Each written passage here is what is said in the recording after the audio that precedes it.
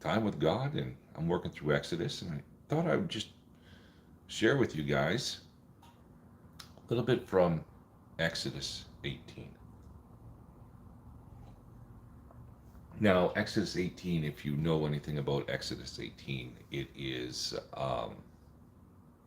a great leadership chapter. Um, but I want to dive into it just a little bit and just share with you my thoughts. And I'll give you the background. Um, Moses had led the Israelites through the Red Sea already. Uh, God provided for the Israelites three different ways already. They came to some water named Mara, and the Mara was bitter water, and God told them to throw a tree or a stick or a log, it turns out to be a tree, into the water, and it made it sweet. Uh, the second is they were hungry, and God provided uh, food in the form of manna and quail. And the third, they came to a place that had no water for 3 days, and they were extremely thirsty, and they were grumbling. And God told Moses to take his staff and go strike the rock, and water came from the rock. And all of these are symbols of Jesus Christ. The first is of the cross and the water. The second is Jesus said that he is the bread of life that comes from heaven, the manna. And the third is striking the rock, as in striking Christ.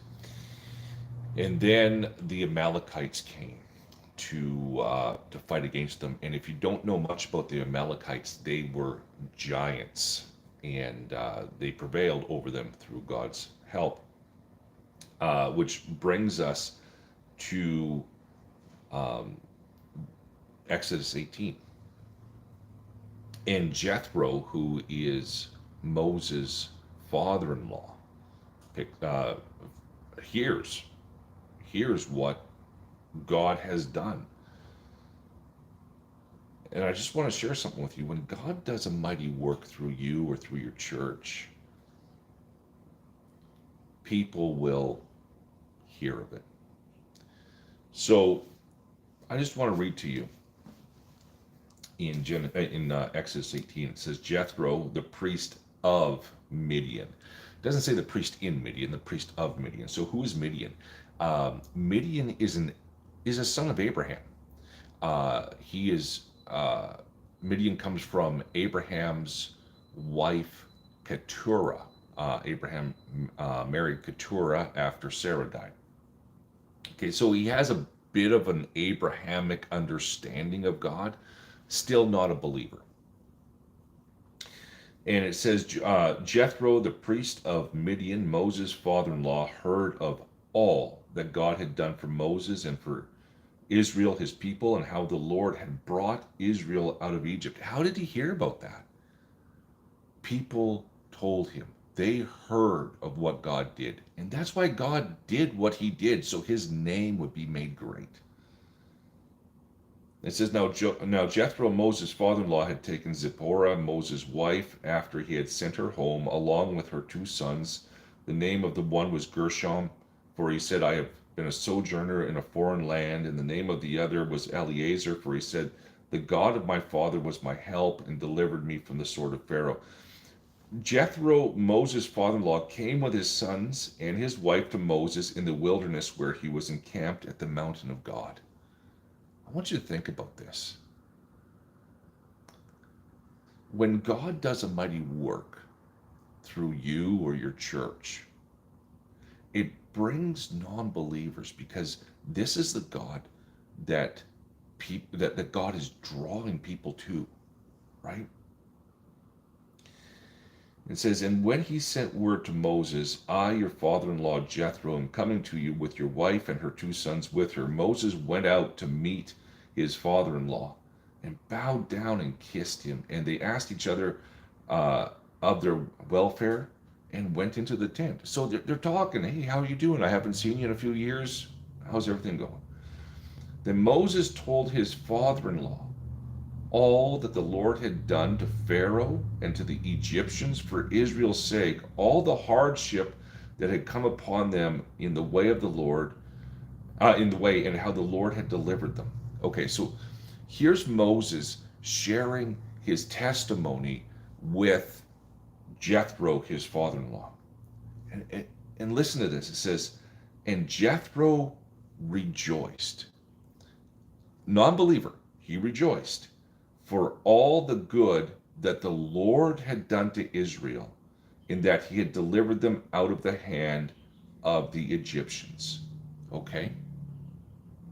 I want you to pay attention to something here.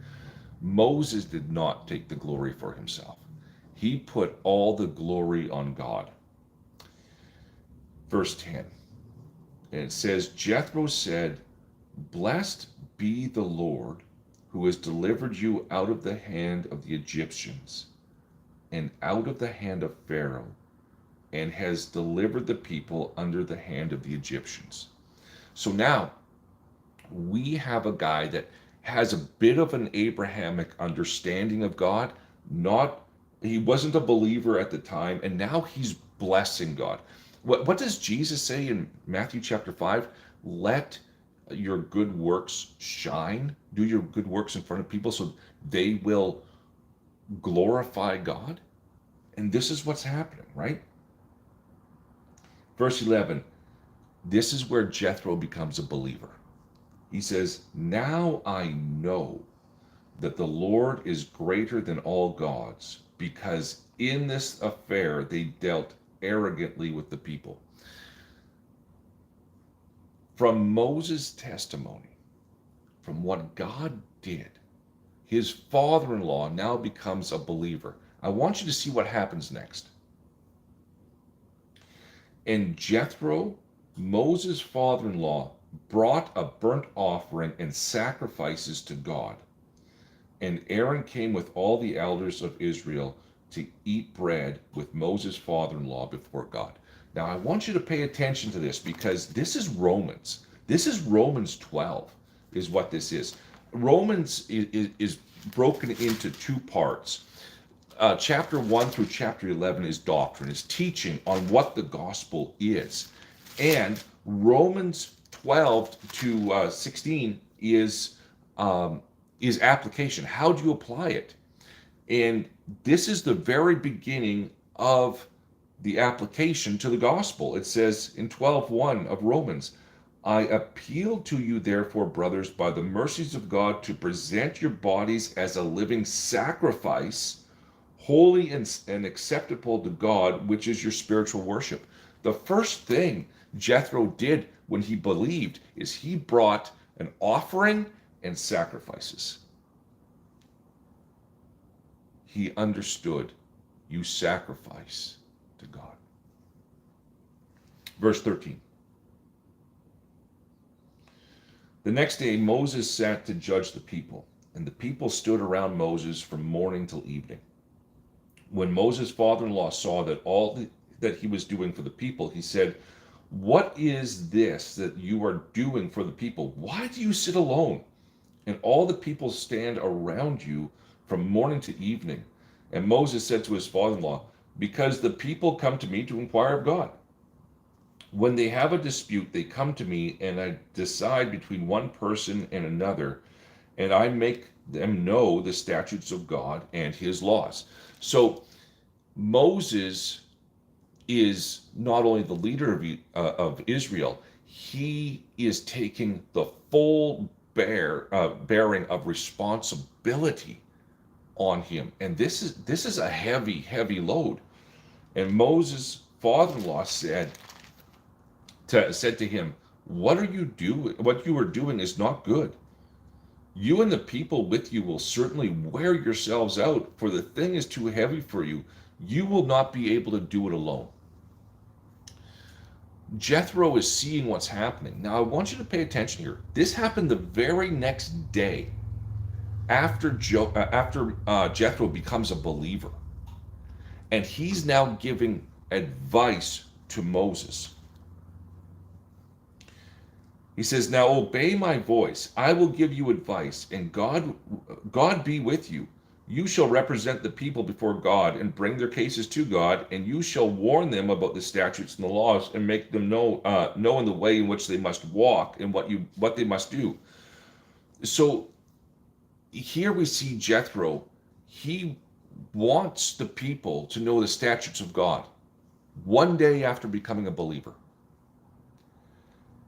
Moreover, look for able men from all the people, men who fear God, who are trustworthy and hate a bribe, and place such men over the people as chiefs of thousands, of hundreds, of fifties, and of tens. Well, what does this sound like in the New Testament? This sounds like, how do you choose elders and deacons? This is where Paul's getting it from. And let them judge the people at all times. Every great matter they shall bring to you, but any small matter they shall decide themselves. So it will be easier for you, and they will bear the burden with you. If you do this, God will direct you and will be able to endure all this. All this people also will go to their place in peace. Verse 24. So Moses listened to the voice of his father-in-law and did all that he said. I want to point something out to you here. Once you become a believer, you become part of the body of Christ. You have some influence in the body of Christ. Now, Jethro was in a special position because he was Moses' father-in-law for 40 years. Moses had a trust relationship for 40 years.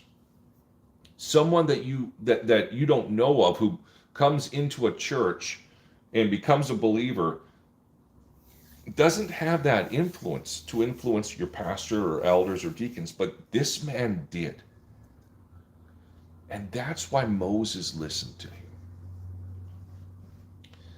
But what I want to point out to you here is every person in the body of Christ who is a true believer, God can use. And God used Jethro greatly. And he wasn't trying to flatter Moses by any means. He was trying to help the whole body of Israel. When you come into a church, don't look to maneuver and try to get positions of leadership. Jethro wasn't even looking for leadership. We'll see that at the end on verse 27 says, then Moses let his father-in-law depart and he went back to his own country. Jethro came to help. He wasn't looking for a leadership position, nothing like that. But when we break this down, how did God work so greatly in Moses' life? Moses spent a lot of time with God, and Moses obeyed God. Moses was not the one who parted the Red Sea with the staff. All he did was obey God, and God did it. When he obeyed God, it showed a step of faith, and God worked through that faith. And he did it time and time and time again.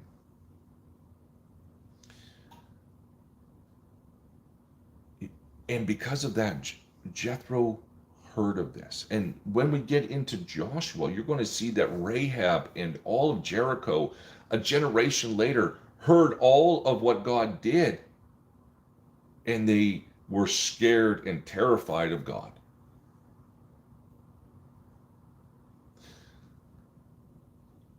Do people know that God is working in your life? Do people know that God is working through your church?